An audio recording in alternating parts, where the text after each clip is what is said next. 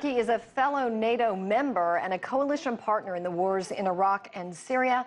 So let's talk more about what the U.S. Defense Secretary's visit means for overall U.S. Middle East policy. We're joined now by Bulent Aliriza, Director and Senior Associate of the Turkey Project at CSIS, the Center for Strategic and International Studies. Nice to see you. Tell us, has the U.S. support for the PKK and the fight against ISIL done long-term damage for U.S.-Turkey relations? Well, of course, the U.S. says that the support is not for the PKK, which is still on the terrorist list for the United States, as well as for Turkey, obviously, but to the YPG, which within the context of the Syrian Democratic Forces is receiving a great deal of support from the United States. President Erdogan, who met Secretary Mattis yesterday, said on his return from Amman on the plane that over 1,000 trucks had crossed the Iraqi-Syrian border carrying U.S. arms and ammunition for this group, and said that this was unacceptable. So clearly, the problem here is that the U.S. is not going to give up its support for the YPG because of the fight against ISIS, which is moving towards its climax, and Turkey is not going to stop complaining about this distinction that the U.S. is drawing between the PKK and the YPG. The U.S. has been largely silent on Turkey's crackdown on dissent. What is the trade-off here, and why has it taken this position? Well, the U.S. government has had a difficult relationship with Turkey ever since the coup attempt on the 15th of July last year.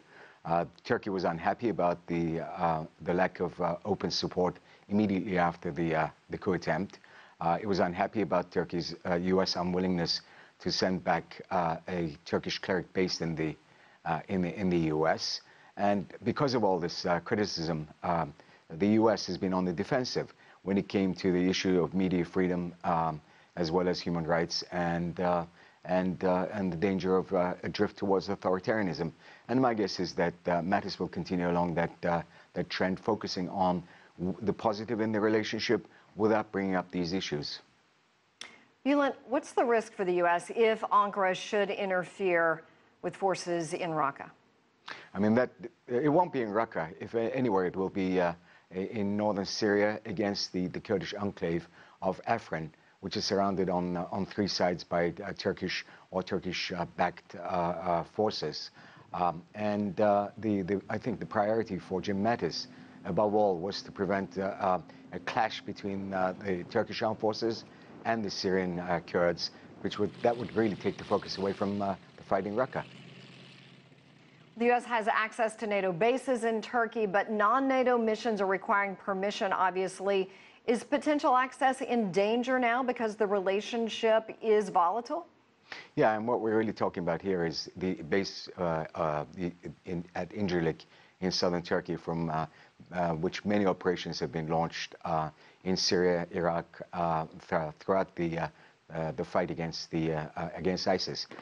Turkey has so far not curtailed any of those operations, but frankly, if the tensions continue, there's always a danger that Turkey may take the kind of tough stance that it did with Germany when it comes to U.S. operations in Incirlik.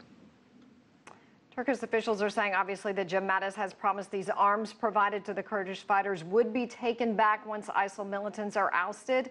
It's a good faith promise, but, is it making Turkey nervous? Turkey simply doesn't believe it. In his statement to the journalists that I referred to earlier, President Erdogan said that this had been promised before in Iraq, and none of those arms had been returned. He said that he'd raised these concerns directly with President Trump at the G20 meeting recently, and that the promise that the serial numbers are going to be checked and accounted for after the war is over is simply not believed by the Turkish government. In your eyes, Bulent, what is a compromise between the two?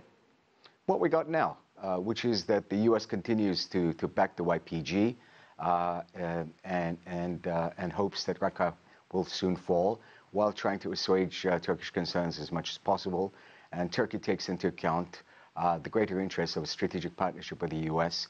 and an alliance within NATO, which was stressed after the meeting in a joint communique today. And I guess that this is going to continue, but the underlying issues simply will not go away even after Raqqa falls.